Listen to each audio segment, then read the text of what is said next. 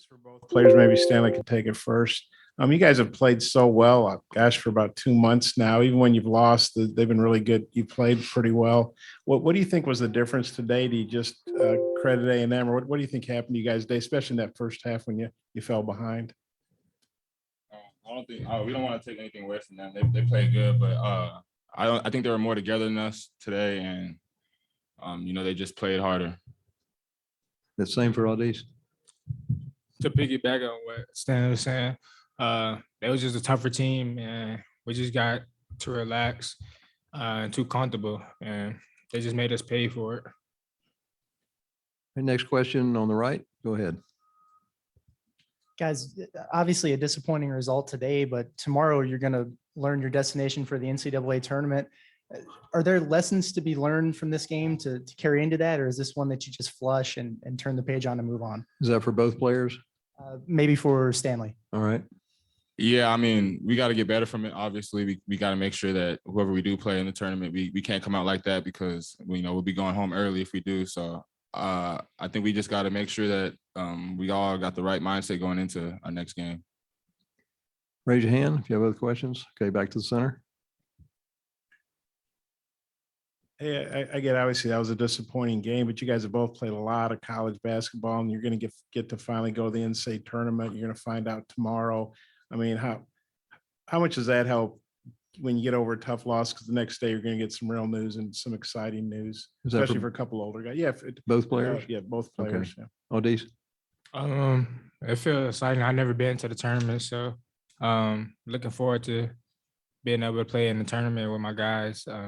Is a blessing. Yeah. Same with me. I've never been to the tournament. It's always been, something I wanted to do in college basketball. But, right now that loss hurts. Maybe when we see our name up there, I'll feel a little better.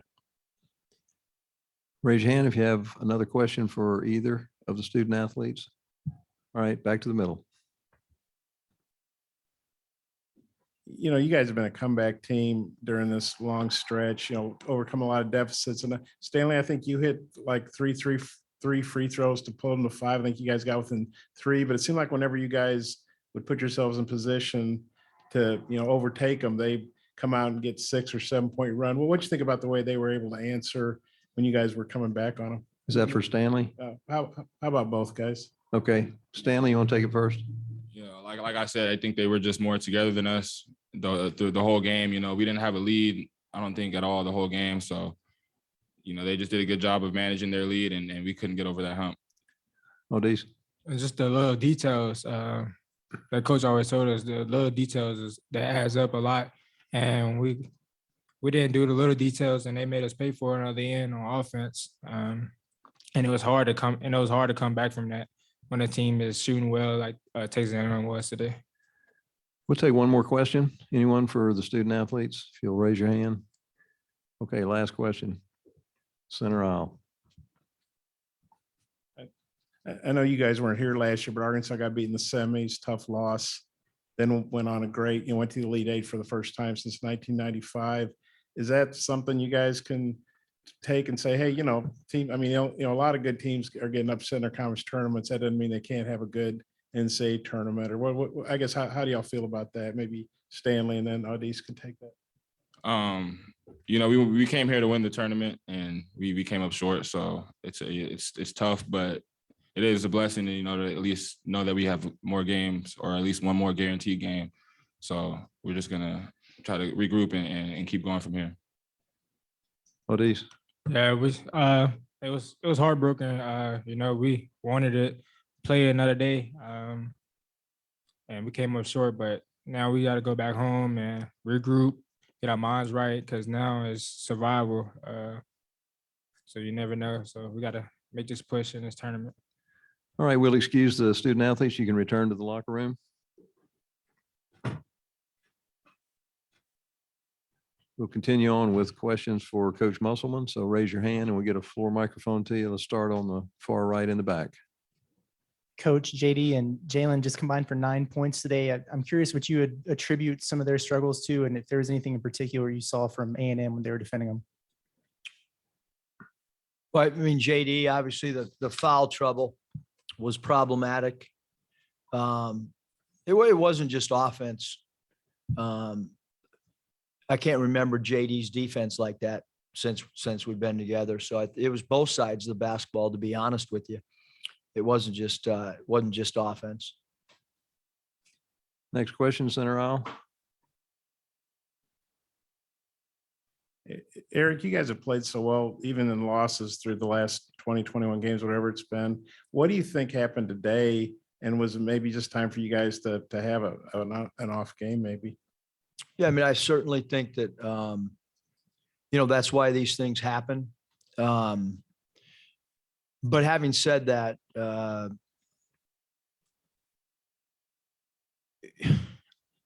we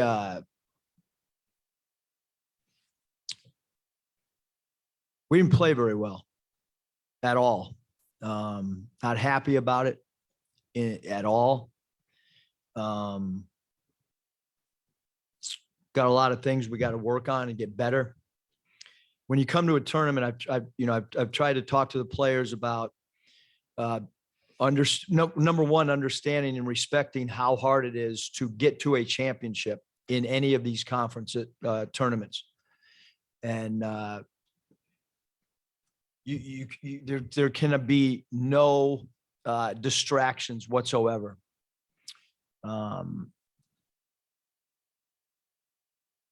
So getting ready for this next tournament, your mind's got to be right. And if it's not, you're going to play one game and come home. Any team. So today, that was not what Arkansas has been over the 2 months. It was, we didn't guard the 3-point line early in the game.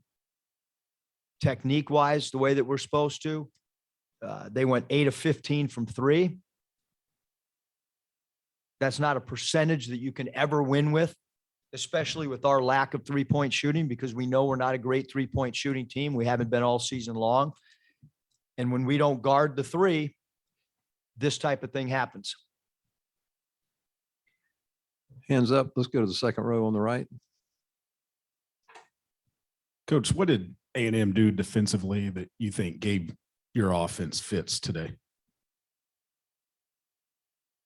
Well, one, we started the game off throwing the ball. That had nothing to do with their defense. We literally threw the ball 4 feet from a post-up play.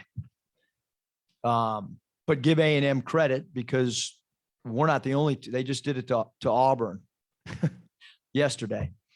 And they did it to Florida and had a very large lead on both teams. So give them credit. They're playing really well right now. Our league is a bigger league. They're the outlier right now by playing 4 guards.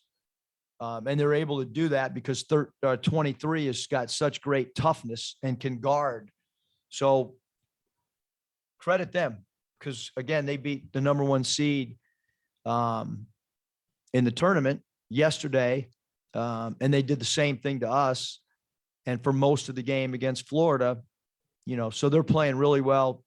Like I said, they're an outlier in how they play. Our bigger lineup couldn't out rebound their smaller lineup. We went small, and that didn't work. But again, I mean, can't turn the ball over, 15 times and shoot the ball 3 of 18. The 3 of 18, quite frankly, Auburn took 23s yesterday in the first half. So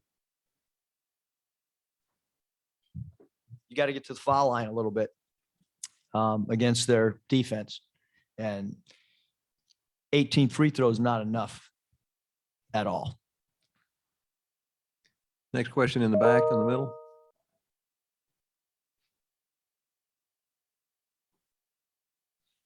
Coach, similar situation last year, getting out in the semis. And I remember, like you are now, frustrated just with the loss. Is there anything that you may have told this team last year that you use to tell this team this year as we get ready for the NCAA tournament? I mean, no, right now I'm worried about this game, the holes. We don't have anybody to prepare for right now. So I'm not The NCAA tournament, we'll worry about that tomorrow at 7:00 at night. I'm going to do our post-game reports and get film to guys individually. There'll be a lot of it because we got to get better. I mean, that's not how we want to play. So I'm not brushing this under and crumpling up the stat sheet and saying, well, tomorrow we get to see who we're playing against and we'll get ready for the NCAA tournament tonight. No, we got to dissect this game. And then, like I said, when we know who our opponent is, we'll get ready to play them. We got time for one more question. All right, take it right in the middle. Go ahead.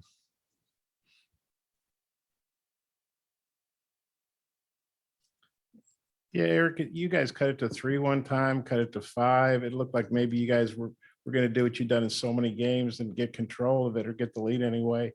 But they answered. What do you think was the key to that? And I guess how much of that impression they were able to do that?